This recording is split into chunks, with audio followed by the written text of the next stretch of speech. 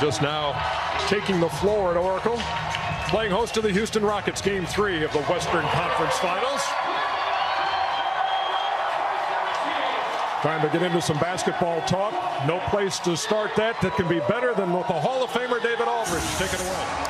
Well, EJ, the 3 days off that both teams have allowed them to work on defense and work on other things, but it's also meant 3 days of speculation about Steph Curry's knee. Now, he missed 5 weeks, as you know, at the end of the regular season, the first round of the playoffs after grade 2 sprain of his MCL. He insists that his knee is fine, that there is no physical problem, but everybody in the Bay is wondering, why is he 2 of 13 from three-point range? Why is he missing so many open shots? He says it's just a matter of getting back to a familiar setting and getting back to business. So there's nothing that anybody can ask me or tell me that I'm not already thinking about myself when it comes to how I'm playing, what I need to do better. The consistent thing is I'll never lose confidence in myself when I'm out there on the floor. It's why I shoot the shots that I do. It's why I play the way that I play. But beyond that, it's part of the game. I mean, I have high expectations for myself, and I know I've set lofty goals when it comes to shooting the basketball. Now, Steve Kerr says that he doesn't think there's anything wrong with Steph's offense that can't be solved by Golden State playing better on defense. They believe that the turnovers and the quick shots that they shot in Game 2 allow Houston to set up their defense, making it more difficult for Curry to get himself going. But, EJ, you can expect the Warriors to try to get Curry going early tonight in Game 3. Back to you. All right, thank you very much, David Aldridge. Curry averaging 22, 6, and 5 in the postseason, 17, 7, and 8 in this series. Again, shooting 44% and 2 for 13 from deep. So Steve Kerr said, hey, look, we got our butts kicked in Game 2. Houston put us on our heels and took control of that game. What do you expect to see with the change of venue here to Oakland for Game 3, Shaq? Well, a fact about great players and Steph Curry. Great players don't allow you to make excuses for them. So we're not going to make excuses for Steph Curry. I've never been a great shooter, but I've been around great shooters. And you have moments like this. Sometimes you're off, sometimes you're on.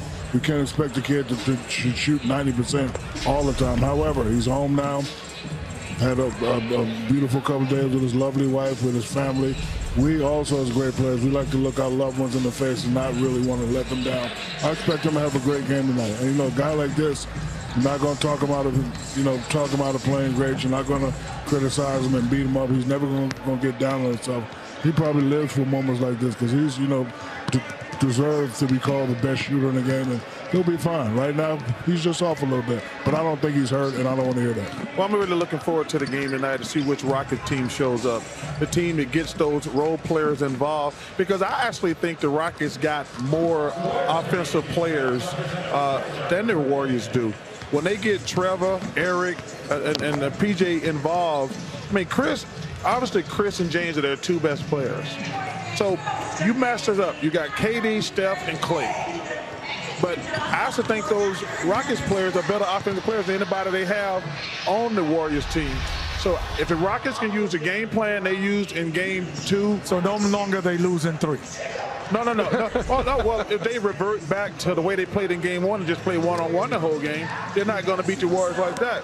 But think about it. When you watch the Warriors play, they got 3 offensive juggernauts. Let's say hypothetically they all get 30. That's only 90 points. But with the Rockets, James is capable of getting 30.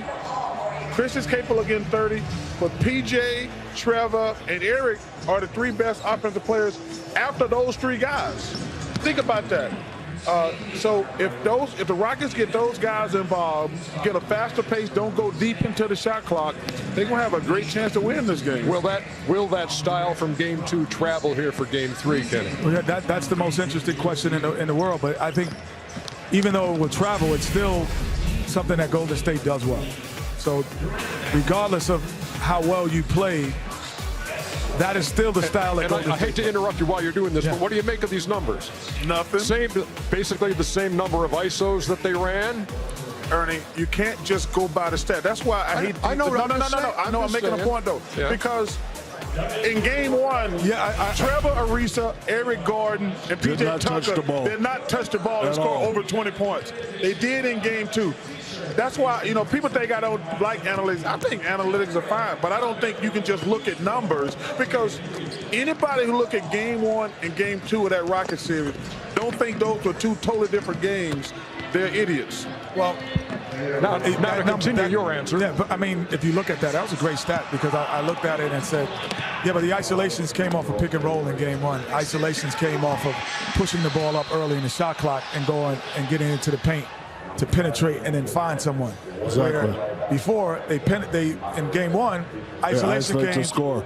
Isolate to score. They didn't isolate to pass the basketball to score. So it was a different field. So multiple people touched the basketball and everyone got involved, and it became early in the shot clock. But that's still what Golden State does. So you're still going to have to play extremely well to do that. I just think that Golden State assembled as they have the best 3 shooters in basketball history, and they're on one team.